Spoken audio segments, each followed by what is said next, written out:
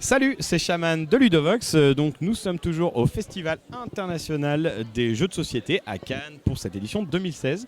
Je suis sur le stand de Banquise avec Bertrand Arpino. Bonjour Bertrand. Salut Thibaut. Donc vous êtes un des deux fondateurs, c'est ça? Il y a Stéphane Escapa et toi donc. Et donc vous aviez Dino Twist qui est sorti l'année dernière, mais un peu. Juin l'année dernière, ouais. D'accord.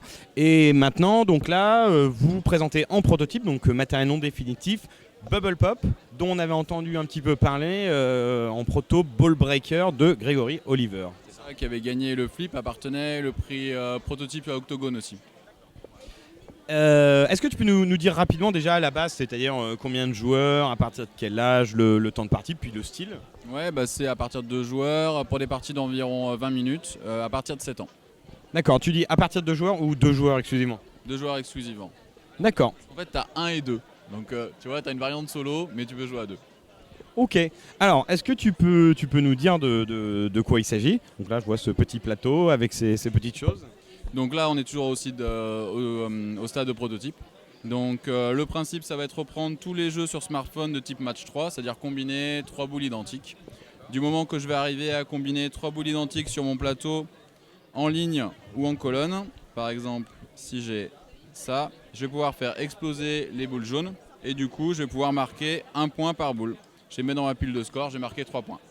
Donc ça marche en colonne, ça marche en ligne, mais ça marche pas en diagonale.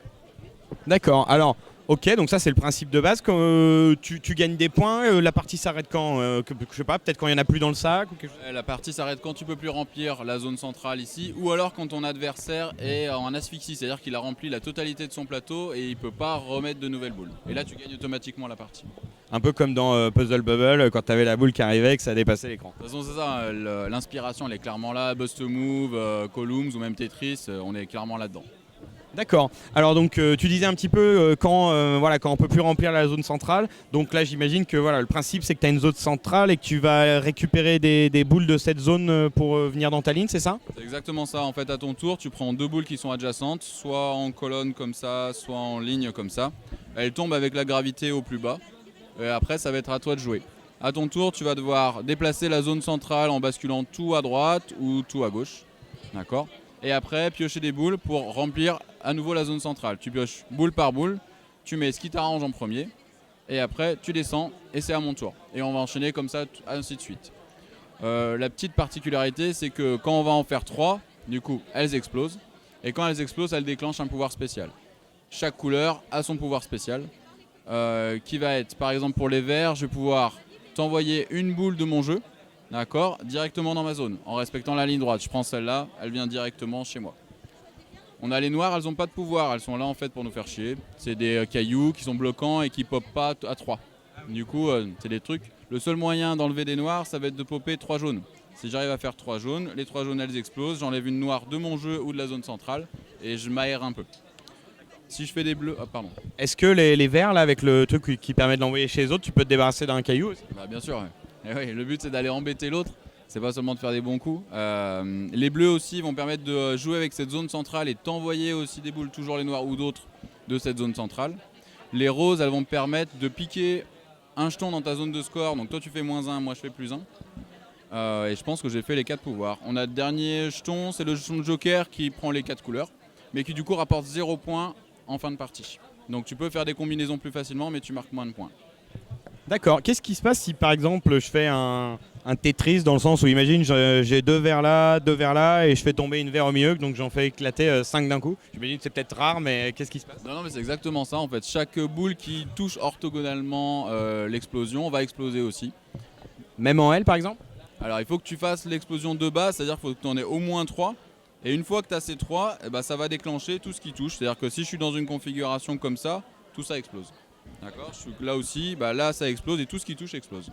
Ah, ça va être juste une question que j'ai plus de points ou j'ai encore un petit bonus qui se passe, le pouvoir non? Non, j'ai juste plus de points et en plus je vais pouvoir enclencher d'autres combos parce que ça va tout me décaler mes zones et ça va activer d'autres trucs. Alors au niveau de ce proto, est-ce que tu peux nous dire où vous en êtes justement de édition, développement entre guillemets? Est-ce que justement il y a encore du développement sur les mécaniques, sur le jeu en lui-même, ou au niveau de l'édition, est-ce que vous avez encore du travail sur le matériel, sur des choses comme ça? Alors nous on a récupéré officiellement, on a signé officiellement le proto à Ludix l'année dernière. Du coup on bosse dessus depuis octobre. On est passé par pas mal de versions. Donc là on est encore en train de bosser la mécanique pour être franc. Parce qu'il y a des trucs qui marchent vraiment très bien et d'autres qui sont un peu moins forts. Là sur les salons, on a énormément de gens qui sont attirés par l'aspect visuel et par l'aspect pop, qui parlent à énormément de gens et souvent ils sont un peu perdus par le côté mécanique. Donc on essaye de voir à mettre différents niveaux. Comme on est un peu inspiré du jeu vidéo, on pensait level 1, level 2, level 3, avec une intégration, pas forcément des pouvoirs tout de suite, les intégrer que après, ou changer la rivière. Enfin voilà, on a encore à bosser ça pour qu'il soit le plus accessible possible parce qu'on voit que ça parle à énormément de gens. Et niveau édition, on voulait faire une version avec du badge, mais quand on voit les devis de production, ça nous fait des boîtes trop chères. Du coup, je pense qu'on va plus s'orienter vers un token traditionnel, mais avec une boîte soit collector, soit une petite édition avec du badge quand même, quoi. D'accord. Est-ce que tu as une idée de quand on va commencer à en parler un petit peu plus sérieusement? Est-ce que ça va être 2017? Est-ce que tu crois que c'est possible fin 2016? Je te demande pas de une date ferme. Mais... La date ferme, c'est sorti septembre 2016. Nous, on s'est déjà fixé notre deadline. On a déjà les devis pour le token. Voilà. On bosse encore sur la même cave, mais s'il ne reste pas grand-chose à travailler. Pour l'instant... C'est Alexei Rudikov qui a fait toutes les illustrations, c'est l'illustrateur qui avait fait le prototype. Pour une fois, Greg nous avait demandé, donc l'auteur nous avait demandé de le contacter. Donc on a contacté Alexei qui a fait un excellent boulot sur ce qu'on lui a demandé. Et du coup, on est parti avec lui. Donc tout ce qu'on voit ici, c'est que du rough, c'est que des essais qu'il nous a fait, il n'y a rien de définitif, donc il y a encore un gros travail d'illustration derrière.